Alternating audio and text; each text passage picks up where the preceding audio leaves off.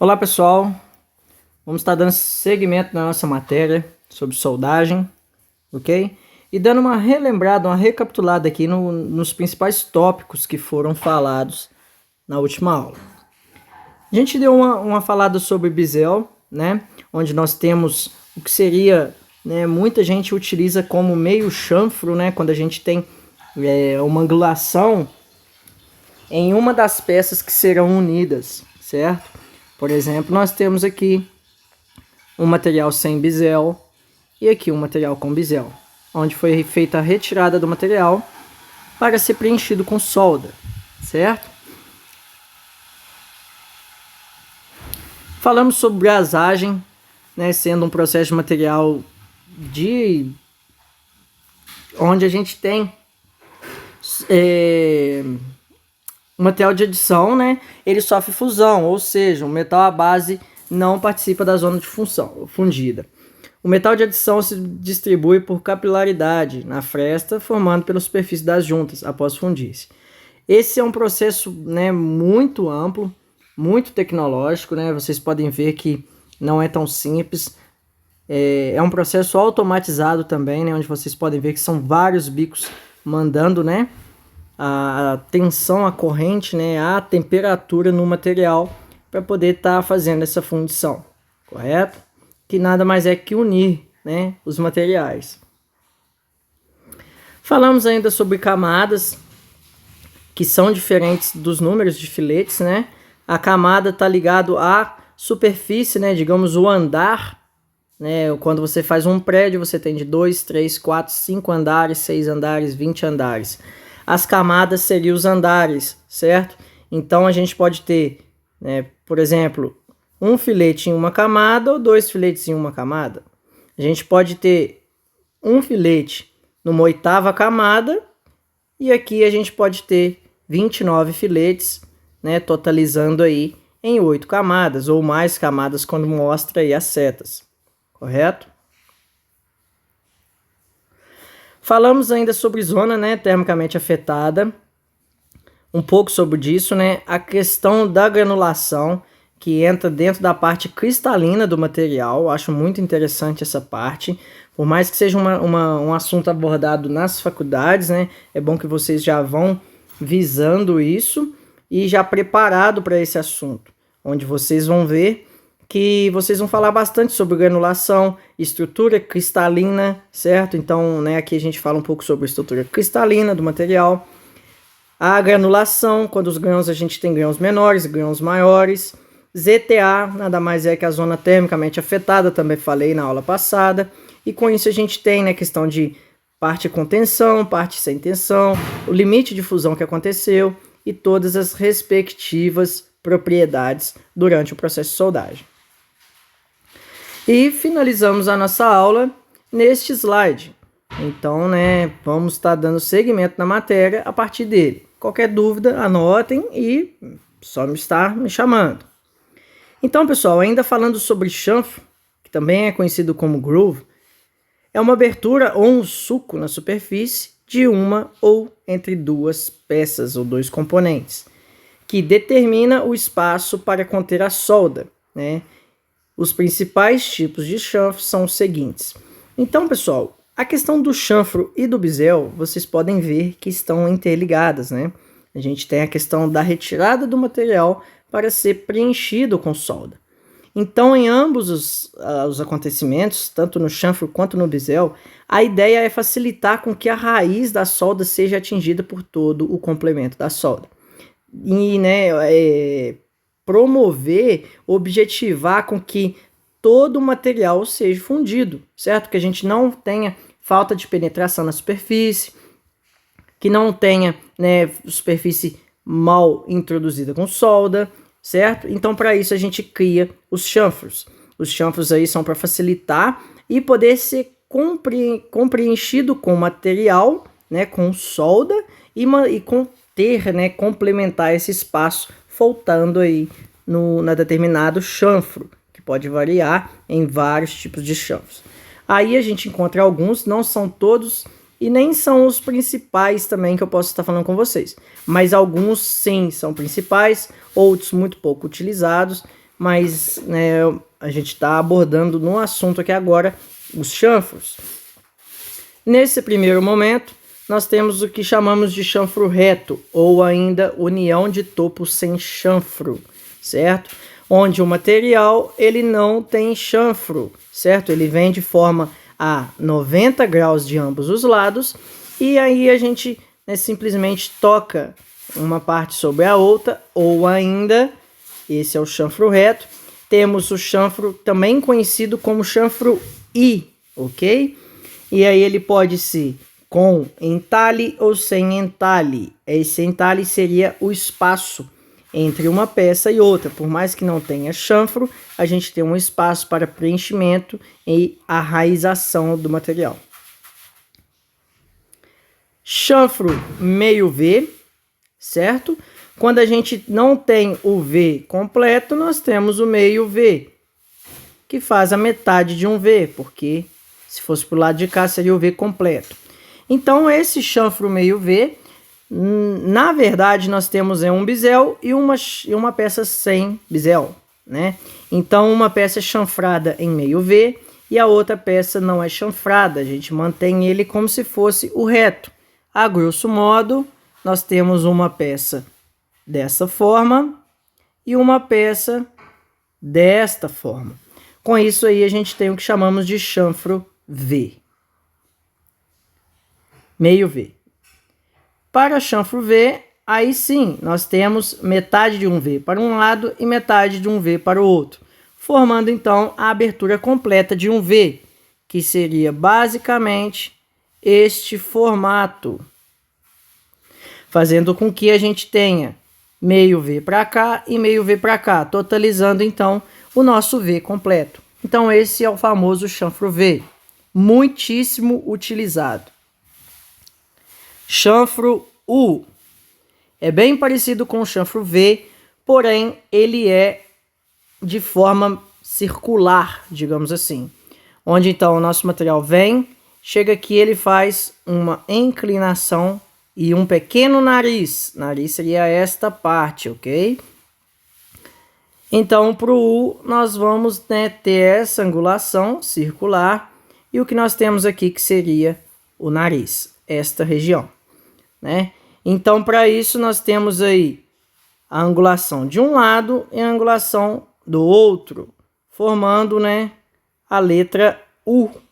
Vocês podem perceber que é formado, então, nesse chanfro, a letra U. Chanfro J é muito parecido como se fosse a metade de um U. Só que no J nós quase não temos, vou mostrar aqui para vocês. De um lado ele é reto e do outro lado ele faz quase a mesma coisa do U. Porém, a gente não vê a questão do nariz. Ele é bem obtuso mesmo, né? Ele é bem agudo a ponta do material, né? Então isso também vai facilitar um pouco mais o enraizamento da solda, certo? A gente pode ter um entalhe, que seja o espaço entre os dois, ou não. Duplo U, quando nós temos a forma de um U, deixa eu limpar aqui, a forma de um U para baixo e a forma de um U para cima. Com isso, nosso material vai ter esta forma, esta geometria, né? Onde a gente tem uma angulação até a metade e uma outra angulação da metade para baixo. Isso em ambos os lados. É o que nós falamos de duplo U, quando temos um U para cima e um U para baixo. Que é muito parecido com o chanfro K, porém o chanfro K é reto, onde, né, nós temos a geometria do material de um dos lados, ele é reto, e aqui, digamos que o nosso material está nessa região. Vamos marcar um pontinho aqui e vamos, que é a metade, certo? Vocês devem ter tido aula de desenho já. Então, vamos pôr uma linha de centro. Então, a linha de centro do meu material, eu puxo para cá e para cá. Com isso, nós formamos a letra K, que é o conhecido chanfro K, onde uma das peças é reta e a outra das peças é angulada em ambos os lados. Em maioria dos casos, é angular em 45 graus por um lado e 45 graus opostos, certo? Formando, então, a letra K.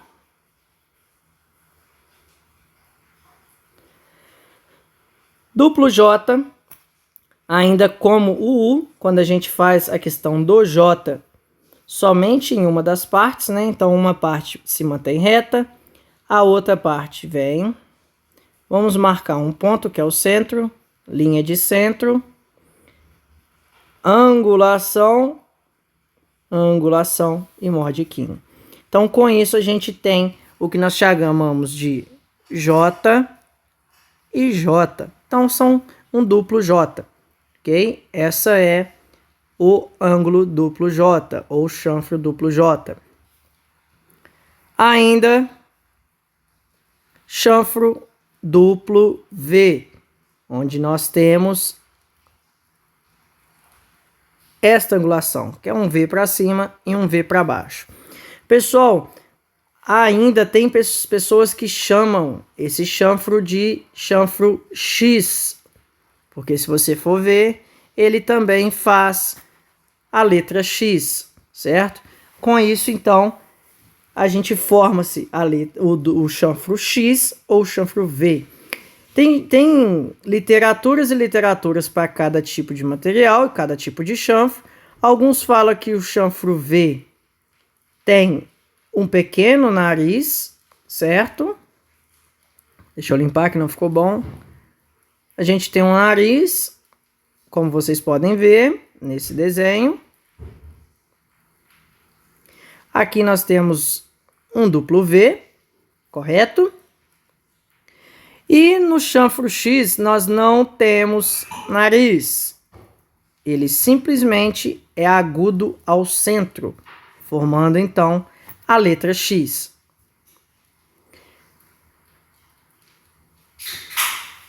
Pessoal, terminologia da solda. Cobre junta, ou ainda backing. O material ou dispositivo colocado ao lado posterior da junta, ou em metal de fundição durante a execução da soldagem. O material pode ser parcialmente fundido, já que não precisa se fundir necessariamente durante a soldagem. O mesmo pode ser metálico ou não metálico. Exemplo: cobre de junta, metal de base, cordão de solda, material granulado, que é o fluxo, cobre, cerâmica ou carvão. Nesse caso, pessoal, que a gente chama de cobre junta, esse material ele não precisa ser, fundido por completo. Isso acontece muito quando a pessoa fala que vai manteigar alguma região. Por exemplo, nós temos um material e a chapa está aqui. E aqui nós temos outra chapa. E esse espaço que ficou aqui ficou muito grande para ser preenchido por solda. Então a gente faz o quê? Vem com uma chapa por trás, encosta e vamos preencher toda esta região com solda. Isso é o que nós chamamos de backing. Back é esta parte que coloca na parte de trás, ok? Isso também chama-se de forma técnica o cobre junta, mas de forma aí muito conhecida é o back, e esse backing vem na parte de trás, fazendo com que nós vamos preencher todo esse espaço com solda. Esse processo de preenchimento é muito conhecido como amanteigar ou manteigar com solda, quando nós temos um espaço muito grande para ser preenchido e o que nós não podemos chamar isso de bisel ou ainda de chanfro ou coisa do tipo. Foi um acontecimento, um erro na maioria das vezes, e o espaço ficou muito aberto. A gente não consegue, de forma rápida, preencher isso com solda. Então nós vamos e ponteamos um back e preenchemos ele com solda. Com isso, esse backing vai facilitar, o preenchimento com solda nesta região. A partir do ponto que preenchemos com solda, vemos com um maçarico então e arrancamos ou retiramos esse back, certo? A intenção desse back é não se permanecer no local. Consumível de solda. Ainda, o material empregado na deposição ou proteção de soldagem, tais como o eletrodo revestido, a vareta, os arames, os anéis consumíveis, o gás, o fluxo, entre outros. Então, pessoal, nós temos os materiais consumíveis, que são todos esses materiais no qual, né, nós vamos ter que consumir o material para poder estar gerando para nós essa soldabilidade. Então, esses materiais consumíveis são os materiais que vão estar sendo consumíveis, né, consumidos durante o processo de soldagem, tá certo? Então, todos esses materiais, como eletrodo revestida, vareta, arame, o gás, o anel consumível, até mesmo os backings também, são materiais consumíveis do processo de soldagem, aonde nós vamos inteiramente estar consumindo eles e gerando, né, essa consumação e o gasto desse material. A gente tem que sempre estar repondo ele, certo? Por isso que ele é um material consumível. Pessoal, chapa de teste de produção e chapa ou tubo de teste. Esse é o próximo slide que vamos continuar com a nossa matéria.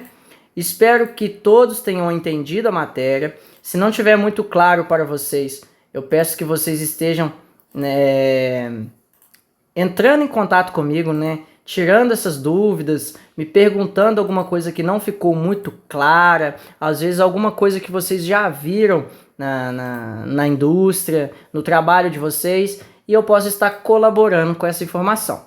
Espero que todos tenham entendido e vamos estar seguindo com a matéria sim. Qualquer dúvida que vocês tenham, entre em contato comigo. Desde já agradeço e até a próxima aula.